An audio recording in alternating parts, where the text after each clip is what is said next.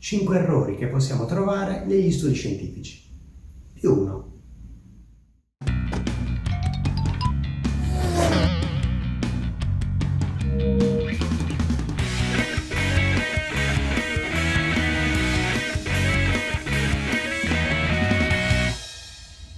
Abbiamo già dedicato 3 video alla ricerca scientifica, che potete trovare nella playlist Mi devo fidare della medicina, con lo scopo di spiegare come valutare le diverse fonti scientifiche e far capire quali sono più affidabili e quali invece sono meno affidabili.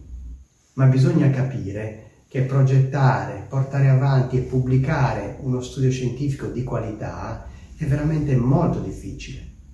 Bisogna cercare di evitare o minimizzare la presenza di errori o imprecisioni che possono alterare i risultati. In questo video descriviamo 5 errori di metodo che possiamo trovare negli studi scientifici e cerchiamo di capire come si possono controllare. Poi alla fine ne vedremo anche un altro. Non ho capito perché devo stare tutto il tempo in trepidazione ad aspettare che questo mi rovina la giornata. Ma quale trepidazione? Se sei così impaziente, vai alla fine e te lo guardi. Questi errori vengono chiamati bias. Il primo bias che affronteremo è il cosiddetto selection bias, cioè bias da selezione. Cosa significa? Immaginate di voler valutare l'efficacia di un nuovo farmaco per l'emicrania. Come procedete? Prendete delle persone che soffrono di emicrania, le dividete in 2 gruppi, curate il primo gruppo con il farmaco e date al secondo gruppo un placebo, cioè una compressa del tutto identica al primo farmaco ma senza nessuna efficacia. Se le persone che appartengono al primo gruppo riportano una riduzione dei mal di testa superiore rispetto alle persone del secondo gruppo, significa che il farmaco funziona. Se invece non osservate nessuna differenza tra i 2 gruppi, significa che il farmaco non funziona. Sembra facile, no? Ma perché questo sia vero, i 2 gruppi devono essere del tutto simili. Se il primo gruppo fosse composto da soli uomini e il secondo da sole donne, se il primo gruppo fosse costituito da persone di 20 anni e il secondo gruppo da ottantenni, i risultati sarebbero ugualmente affidabili? Fammici pensare un po'. Ovviamente no, perché la risposta al farmaco, al placebo e l'evoluzione stessa della cefalea possono dipendere anche dal sesso e dall'età e da tante altre cose, attività fisica, fattori psicologici, malattie o terapie concomitanti, eccetera. Quindi se abbiamo 2 gruppi diversi non possiamo avere dei risultati affidabili, perché le eventuali differenze rilevate possono essere dovute alle differenze tra le persone presenti nei 2 gruppi e non alla diversa efficacia tra il farmaco e il placebo. Questo è il bias da selezione. Abbiamo sbagliato a selezionare le persone da includere in ogni gruppo dello studio e abbiamo ottenuto 2 gruppi diversi. Ma allora come facciamo? Dobbiamo utilizzare alcuni accorgimenti. Prima di tutto si inseriscono dei criteri di esclusione, cioè delle caratteristiche che ci permettono di non includere alcuni soggetti nei 2 gruppi. I criteri di esclusione dipendono da quello che vogliamo esaminare, ma ad esempio possono essere l'uso di farmaci o di altre cure, la presenza di altre patologie che possono interferire con i risultati. Dopodiché è indispensabile avere un numero di persone sufficiente e dividerle nei 2 gruppi in modo del tutto casuale, in modo che le possibili differenze si dividano equamente tra i 2 gruppi. Questo viene fatto solitamente utilizzando delle sequenze numeriche casuali generate da un computer per decidere se una persona debba essere inclusa in un gruppo o nell'altro. È poi sempre opportuno valutare perlomeno che l'età media dei soggetti e il rapporto uomini-donne siano simili nei 2 gruppi.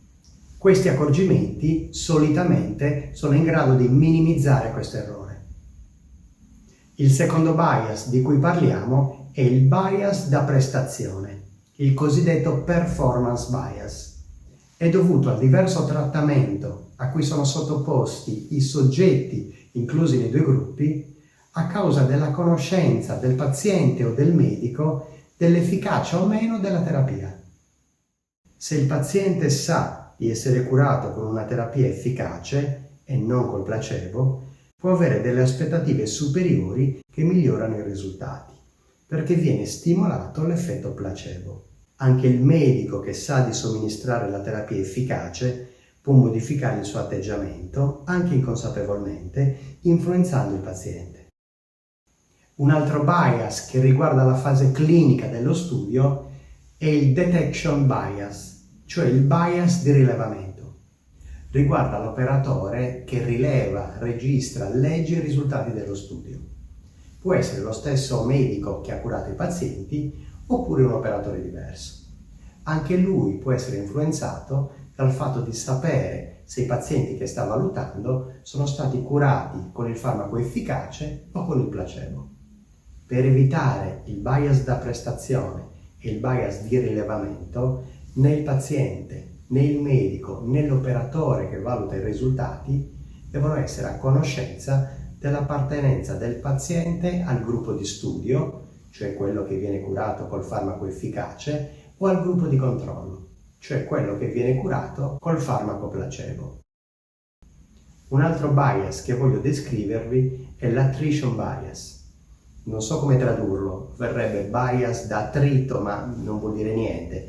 Chiamiamolo attrition bias. Sì, non si capisce lo stesso, ma sempre meglio che bias da attrito.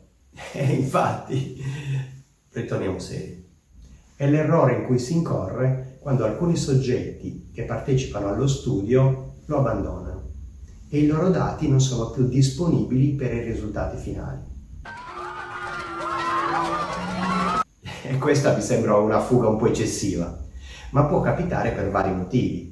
Si trasferiscono in un'altra città, non hanno più voglia di partecipare allo studio, muoiono, oppure per motivi strettamente legati alla terapia, ad esempio la comparsa di effetti collaterali o la mancanza di efficacia della terapia. Se i soggetti che lasciano lo studio non sono distribuiti in modo equivalente tra i due gruppi, o se il motivo per cui si ritirano è causato dalla terapia, i risultati possono risultare alterati. E allora che facciamo? Sulla mancanza dei dati non possiamo fare nulla, ma possiamo tener conto di questo bias descrivendo dettagliatamente gli eventuali abbandoni e le relative motivazioni. Un altro bias che possiamo descrivere è il bias di segnalazione, il cosiddetto reporting bias. Si verifica quando le conclusioni descritte dagli autori si basano su una valutazione selettiva dei risultati, tralasciandone altri. In genere questo avviene quando gli autori vogliono confermare una loro tesi e la supportano con alcuni dati, non menzionando quelli che non la confermano. Qualche volta in buona fede, altre volte in malafede. Perché qui è tutto un magna magna. Diciamo pure così, purtroppo esistono anche persone disoneste. Aggiungo per finire un errore che non riguarda la conduzione dello studio scientifico, ma la sua pubblicazione. E infatti si chiama publication bias, cioè bias di pubblicazione. È dovuto al fatto che spesso vengono pubblicati più facilmente e anche più volentieri da parte dei ricercatori gli studi dove una terapia risulta efficace e vengono pubblicati meno gli studi dove la terapia risulta inutile. Questo soprattutto quando gli studi sono finanziati dalle case farmaceutiche.